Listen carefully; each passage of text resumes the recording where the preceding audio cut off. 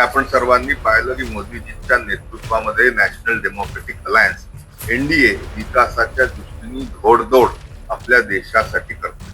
मागच्या 2 महिन्यापूर्वी आपण पाहिलं की महिला आरक्षण विधेयक हे कुठेतरी पारित होऊ शकलं नाही, कारण की 2/3 मेजॉरिटी ही लोकसभेमध्ये आणि राज्यसभेमध्ये एनडीएची अपेक्षा.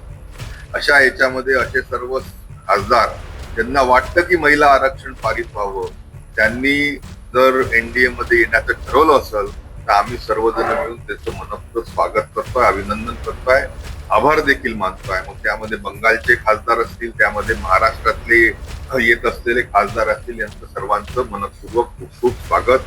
नक्कीच 2/3 मेजॉरिटी लोकसभेमध्ये आणि राज्यसभेमध्ये असल्यास डिलिमिटेशन बिल असेल, महिला आरक्षण असेल, युनिफॉर्म सिव्हिल कोड असेल, किंबहुना 1 नेशन 1 इलेक्शन असेल, अशा प्रकारचे अतिशय महत्वाचे विधेयक हे पारित होतील. याच्या माध्यमातून देश हा जास्ती आपला ताकदवान होईल आणि मोदीजींच्या नेतृत्वामध्ये 2047 विकसित देशाचा संकल्प आपला नक्कीच पूर्ण होण्यामध्ये मदत होईल. मी ऐकलं की अभी तो ये झाकी है, ट्रेलर है, पिक्चर अभी बाकी है, या सर्व संदर्भामध्ये सुगावा आता असं वाटतं की आपण जसं म्हणताय की काही आमदारांना इकडे महायुतीमध्ये आणण्याचे प्रयत्न.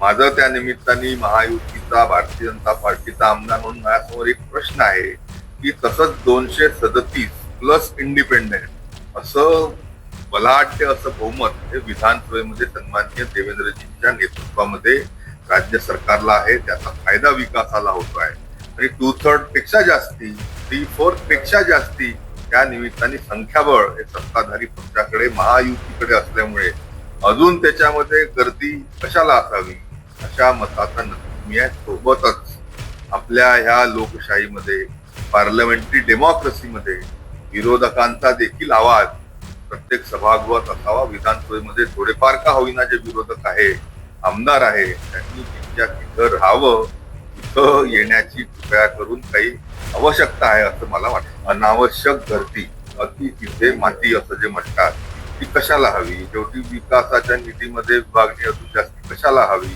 समोर चालून 2029च्या विधानसभेच्या निवडणुकीमध्ये, विविध जिल्ह्यांमध्ये स्थानिक स्वराज्य संस्थांच्या निवडणुकीमध्ये जे तिकीट वाटपामध्ये गोंधळ आणि घोळ होऊ शकतो, तो आजच जर आपल्याला त्याच्यापासून दूर राहायचं असेल तर मला असं वाटतं अजून जास्ती आमदारांची गरज महायुतीमध्ये नाहीये.